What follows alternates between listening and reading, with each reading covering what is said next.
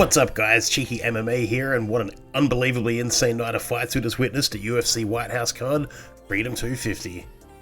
If you watch my betting tips and breakdown video, we ended up going 5 for 2 on our official picks, had some bets cashed, had some misses, so let's waste no time and jump straight into the results. We started the night with Diego Lopes taking on Steve Garcia, and honestly this fight was more competitive earlier than I expected. Garcia came out incredibly aggressive, pumping the jab, going to the body, constantly moving forward. He was actually having some real success in the first round. Diego Lopes though, he's always looking to kill. As the fight went on, you could see him starting to find his timing. In the second round, Garcia came forward. Once again, Lopes timed him perfectly. Landed a huge right followed by a nasty left hook. Had Garcia hurt pretty bad. Lopes swarmed him with punches, dropped him, finished the fight with brutal ground and pound. Picked Diego Lopes to get the job done. The official pick cashes, and we start the night 1-0. Next up, we had Nickal taking on Daukaus, and honestly, this fight played out pretty much exactly how I thought. Early on, Daukaus actually had some success on the feet, landed a few nice shots of his own, but once both started mixing in the wrestling, everything changed. The constant takedown threat made Daukaus hesitant, couldn't let his hands go, started opening up Bo's striking basically. Nickal began finding his range and landed the cleaner punches, then came the finish. Bo backed Daukaus towards the fence, unloaded with a series of heavy shots, badly hurt him, swarmed him with punches until the ref stopped in. I said Bo's wrestling and athleticism would be the massive problem, and that's exactly what happened. The official pick cashes, and we're now sitting at 2-0 for the night. Then we had Mauricio Ruffy taking on Chandler. This fight showed exactly why so many are so high on Ruffy right now. Early on, Chandler looked dangerous, was pressuring forward, throwing with power, doing his Chandler thing, bringing the chaos. Ruffy didn't look rattled at all though, he stayed patient. Basically just making Chandler miss the whole bunch. And as the fight went on, the speed difference became really noticeable. Ruffy was beating Chandler to the punch, landing the cleaner ones. Chandler stepped forward once again, but Ruffy just timed him.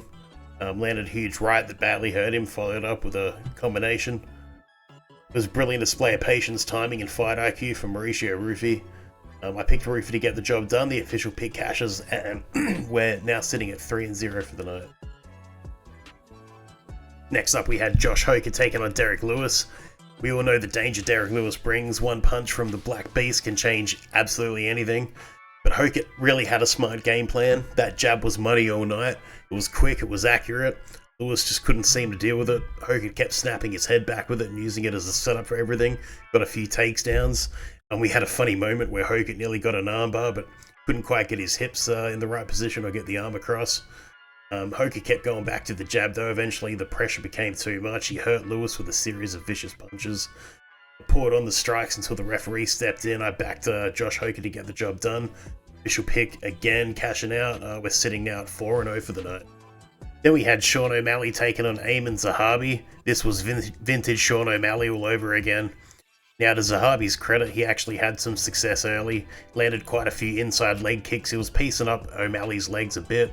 But the thing is, none of that slowed O'Malley down. It didn't actually really affect O'Malley as much as you think it would. O'Malley was still light on his feet. He was constantly switching stances, picking Zahabi apart from the range. Jab was landing, that straight right was finding a home. Ultimately, Sean landed a beautiful combination that had Zahabi hurt. He laid it on him and cracked Zahabi for a finish. I picked Sean O'Malley to get the job done. The official pick cashes again. At this point, we're sitting at a perfect 5-0 for our official picks.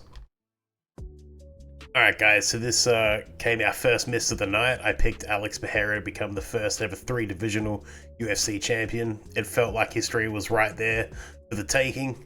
Ciryl Gane completely flipped the script on us.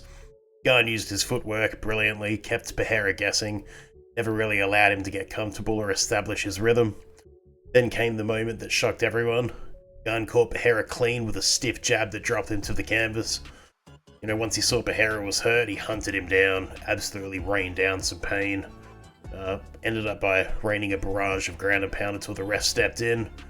Absolutely massive upset. The dream of becoming the UFC's first ever 3-divisional champion. Gonna have to wait a little bit, and unfortunately, that's our first miss of the night. And finally, the main event. I picked Ilia Topuria by knockout. Justin Gaethje had other ideas.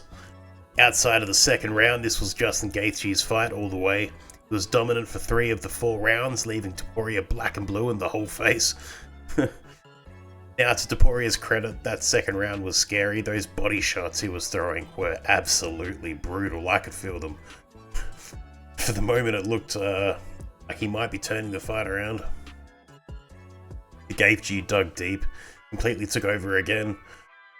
By the end of the 4th round, Ilia's face was just swollen black and blue. His nose looked like a balloon. The damage was really starting to show.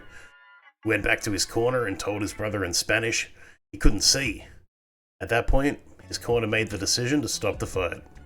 Justin Gaethje hands Ilia Topuria the first loss of his professional career and becomes the undisputed lightweight champion. Unbelievable performance from the highlight, and unbelievably, that's our second miss of the night. Alright guys, let's summarize all that and move into what we got right.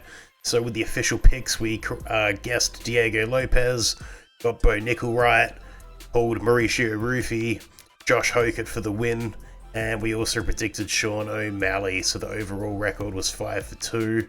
For the very first event on the channel, I would definitely take that.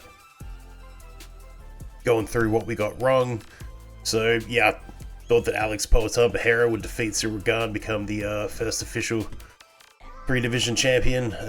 Ilia Topuria I also thought would defeat Justin Gaethje. We simply didn't know what Alex Pereira was going to look like at heavyweight. Justin Gaethje once again proved why experience and toughness still matter at the very highest level of this sport. Biggest surprise of the card had to be Justin Gaethje. Not only did he hand Ilia Topuria the first loss of his professional career, become the undisputed lightweight champion, but he did it in a massive underdog fashion. Bookmakers gave Gaethje very little chance of winning this fight. He was paying around $5.50 by knockout. A lot of people thought Topuria was simply too young, too powerful, too good. Let's be honest. Huge reason for that was what happened at UFC 300. Seeing Gaethje get brutally knocked out by Max Holloway had a lot of people believing Topuria's power would just simply be too much, and that would just equal another knockout loss. Said Gaethje put on an absolute masterclass. He won 3 of the 4 rounds, fought through some vicious body work from Topuria, inflicted so much damage that the undefeated champion returned to his corner. Couldn't see, forced to retire on the stool. It was an unbelievable reminder that in MMA, no matter what the odds say, you can never count Justin Gaethje out. Let's talk about the bets. Our official picks did really well on this card. We got on the money line Diego Lopes, Bo Nickal, Mauricio Ruffy, Josh Hokit, and Sean O'Malley. Now I also put together a multi on all of my main picks to win. It was paying around $15. And we're looking pretty good for a minute there, but unfortunately Alex Pereira and Ilia Topuria both went down, and then obviously the multi came crashing down with them. I also had an underdog play on Michael Chandler by knockout. That didn't even come close. But then came the main event. As we're heading into the fight, I thought, you know what? I'm actually going to do it. I'm going to put $30 on Gaethje by knockout. It was coming in about $5.50. Somehow, someway, the highlight delivered, and I went from $80 in for the whole night to winning $225. Justin Gaethje cashes the biggest underdog bet of the night and turns what could have been a frustrating end to the card into an absolutely incredible finish. Alright guys, we got lessons learned going forward. Lesson number 1, never underestimate experience. Justin Gaethje proved that championship experience and durability still matter at the highest levels. Lesson number 2, don't fall in love with the narratives. The story of Pereira becoming the first ever 3-division champion was incredible. The narratives don't win fights. Styles win fights. And coming in with lesson number 3, we got underdogs are underdogs for a reason. But they can absolutely flip an entire card. One punch changes everything in MMA. And that's exactly why we love this sport. Went overall 5-2 for our first official UFC event as a channel. I'm happy with that result, but we're going to keep learning, keep improving, keep getting better every single card. If you enjoyed the video, make sure you hit the like button, subscribe to the channel, and let me know down in the comments what was your biggest surprise of the UFC Freedom 250. Thanks for watching CheekyMMA. I'll catch you guys in the next one.